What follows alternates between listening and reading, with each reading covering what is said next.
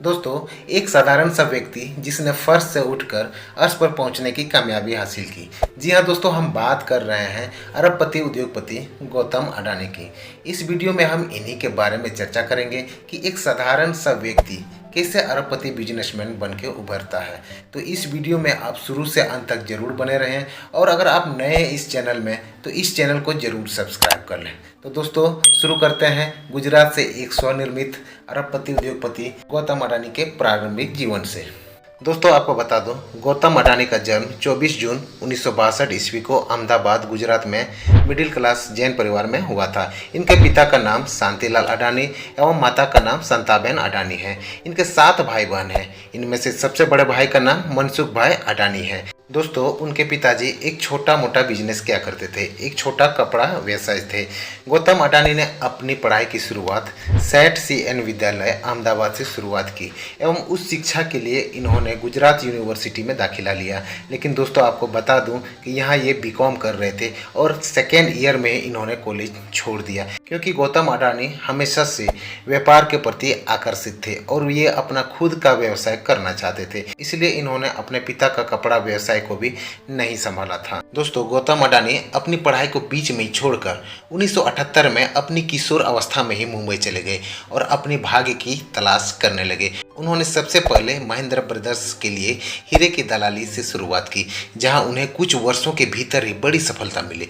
एवं दोस्तों, आपको यहाँ पे बता दूं कि उन्होंने वहां जावेरी बाजार में अपनी खुद का एक डायमंड ब्रोकरेज फर्म स्थापित कर लिया। बस उसी समय इधर अहमदाबाद में उनके बड़े भाई ने एक प्लास्टिक की फैक्ट्री खरीद ली थी। उन्होंने गौतम अडानी को इसे चलाने में उनकी मदद करने के लिए कहा। गौतम अडानी भी अहमदाबाद लौट आए और अपने बड़े भाई के साथ काम करने लगे। उन्होंने प्लास्टिक के निर्माण के लिए एक प्रमुख कच्चा माल यानी कि पॉलीविनाइल क्लोराइड यानी PVC का आयात करने के लिए दक्षिण कोरिया का दौरा किया, जहां इन्होंने PVC का आयात करने का सौदा भी किया। दोस्तों, PVC का आयात का माध्यम एक टर्निंग पॉइंट था अडानी के लिए। वैश्विक व्यापार के लिए अडानी का यह एक प्रवेश द्वार बन गया। गौतम अडानी को अब समझ में आ गया था कि बिजनेस में आयात और निर्यात कैसे किया जाता है। फिर क्या था, गौतम अडानी ने 1988 में अडानी एक्सपोर्ट्स की स्थापना कर दी और आयात निर्यात का बिजनेस यहीं से शुरू हो गया। इसी कंपनी को हम लोग वर्तमान में अडानी इंटरप्राइजेज के नाम से जानते हैं। यह कंपनी उस समय कृषि एवं बिजली वस्तुओं का कारोबार किया करती थी। 1991 के उदारीकरण और आर्थिक सुधारों ने अडानी के बिजनेस को और बढ़ावा दे दिया। 1993 में गुजरात सरकार ने मुद्रा पोर्ट को चलाने के लिए निजी कंपनियों को आमंत्रित किया। और दोस्तों, मैं आप लोग को यहाँ बता दूं कि 1995 ईस्वी में इस कॉन्ट्रैक्ट को अडानी ने जीत लिया। पहले यह बंदरगाह मुद्रा port and special economic zone limited के नाम से संचालित होता था। फिर बाद में इसे Adani port and special economic zone limited यानी कि APSEZ के नाम से संचालित होने लगा। वर्तमान में यह भारत का सबसे बड़ा निजी मल्टी पोर्ट ऑपरेटर है। दोस्तों, इसके बाद मैं आपको बता दूं, गौतम अडानी ने 1996 में अडानी समूह की बिजली व्यवसाय सहायक कंपनी यानी कि अडानी पावर लिमिटेड की स्थापना कर दी।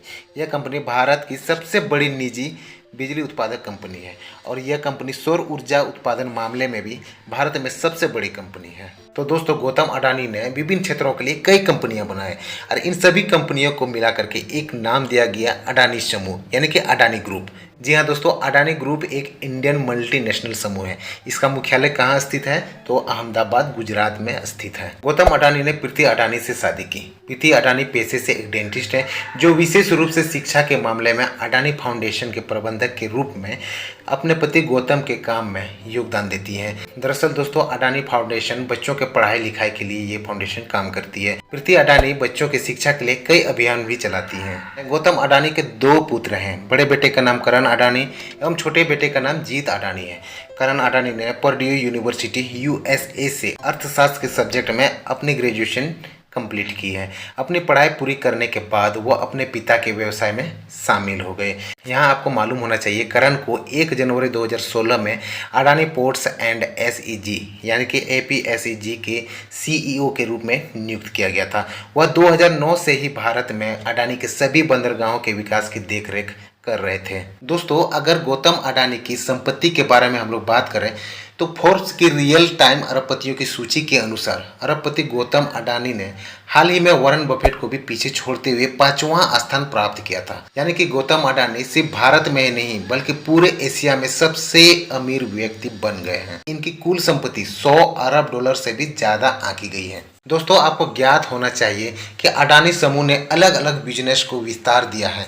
जैसे कि जो मुख्य अहम कंपनियां हैं उसके बारे में हम लोग देखें तो Adani Wilmar, Adani ports and says, Adani airports, Adani gas, Adani transmission, Adani renewable, Adani green energy, Adani power. इनके अलावे और भी कई प्रकार की कंपनियां इनके समूह में शामिल होते हैं। अडानी समूह के शेयर में भी महज कुछ महीनों में ही 150% से ज़्यादा की तेजी आई है। अगर आप भी स्टॉक्स में ट्रेडिंग करते हैं तो जल्दी से इनके स्टॉक्स को खरीद लें। आने वाले दिनों में हो सकता है आपको अच्छी रिटर्न्स मिल सकती है। तो दोस्तों, अब कुछ इनके अहम बिजनेस के बारे में हम लोग जान लेते हैं।